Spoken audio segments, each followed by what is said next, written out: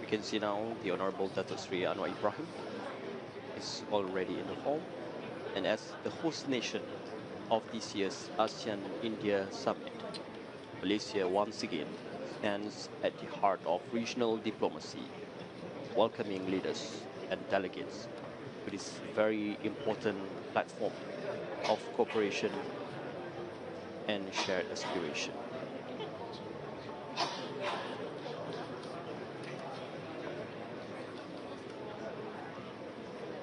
The Prime Minister of Malaysia will co-chair today's 22nd ASEAN-India Summit alongside the Prime Minister of India, continuing discussion on strengthening connectivity, advancing trade, and promoting peace across the region.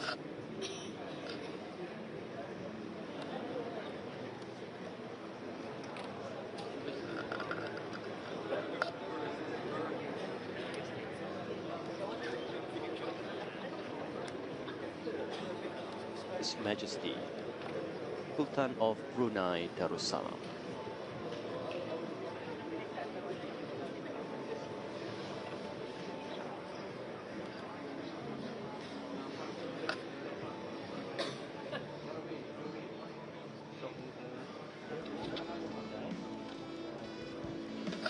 As one of the ASEAN's longest serving leaders, Majesty Sultan of Brunei Darussalam, with wisdom, experience, and steady leadership, continue to inspire the region.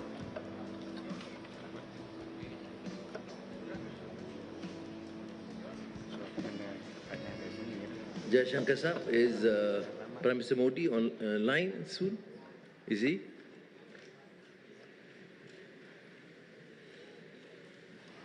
Anytime soon? We're waiting clearance with the session shall commence. Oh yes. Namaskar.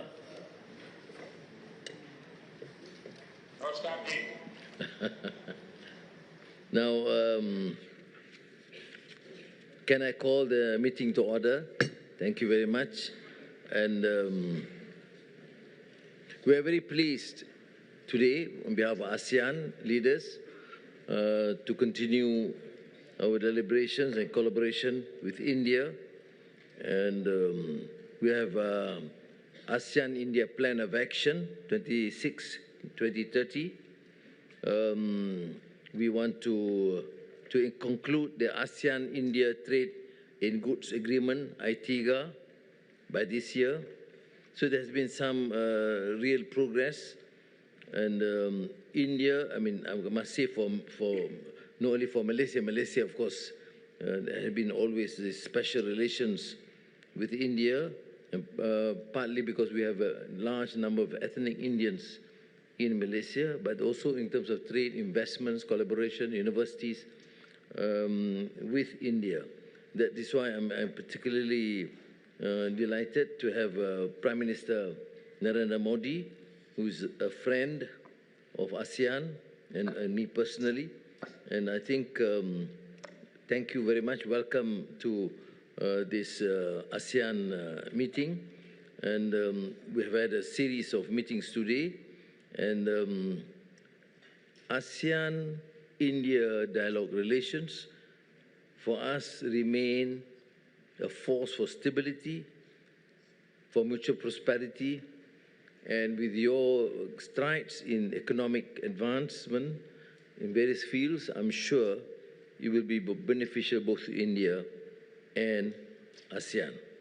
It is my honor, therefore, to invite my respected Prime Minister, Perdana Menteri of India, Narendra Modi, to deliver his opening remarks.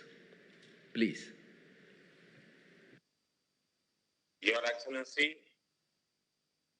Your Excellency, Prime Minister and my friend Anwar Ibrahim, Your Majesty, Excellencies, Namaskar. It is a great pleasure for me to be with my ASEAN family once again I am very pleased to be with all of you. I convey my heartiest congratulations to Prime Minister Anwar Ibrahim for his successful chairmanship of ASEAN. I thank President Marcos of the Philippines for ably playing the role of country coordinator for India. And I welcome Timor-Leste as a new member of ASEAN. I express on behalf of all Indians, I express my deepest condolences to the royal family and to the people of Thailand on the demise of Queen Mother. Friends, ASEAN and India together represent about 1/4 of the global population. We don't just share geography. We are also bound together by deep historic ties and shared values. We are fellow travelers from the global south. Our partnership encompasses not just trade, but culture as well. ASEAN is a key pillar of India's Act East policy. India has always supported ASEAN centrality and ASEAN's outlook on the Indo-Pacific. Even in this period of uncertainty, there has been steady progress in the India-ASEAN Comprehensive Strategic Partnership. Our robust partnership is emerging as a cornerstone for global stability and development. Friends, the theme of this year's ASEAN Summit is inclusivity and sustainability. And this theme is clearly reflected in our collaborative efforts, whether it is digital inclusion or ensuring food security and resilient supply chains in today's complex global landscape. India fully supports these priorities and is committed to moving forward together in this direction. Friends, India has firmly stood together with its ASEAN friends during every catastrophe. Our cooperation is increasing at a fast pace in areas such as HADR, maritime security, and blue economy.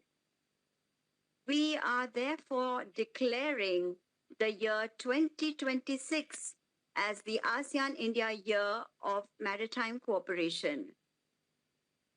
At the same time, we are also actively working to enhance our mutual cooperation in areas such as education, tourism, science and technology, health, green energy, and cyber security. We will continue to work together to nurture our shared cultural heritage and to strengthen our people-to-people ties. Friends, the 21st century is our century. It is the century of India and ASEAN. I am confident that the ASEAN Community Vision 2045 and our goal for a developed India by 2047, that is Viksit Bharat 2047, will build a bright future for all mankind. India is committed to working shoulder to shoulder with all of you to achieve these goals. Thank you very much. Namaskar, Prime Minister Modi ji, for the remarks, and we will proceed and focus on the review of ASEAN-India cooperation and its future direction. That is in document number 2, and then if Excellencies want to follow, there be, of course, other matters. These have been circulated earlier. We will begin because by the President Ferdinand Marcos Jr. of the Philippines, because he is the country coordinator for ASEAN-India dialogue relations. Please. Thank you, Mr. Chair. Your Excellency, Prime Minister Narendra Modi, Your Majesty, Excellencies.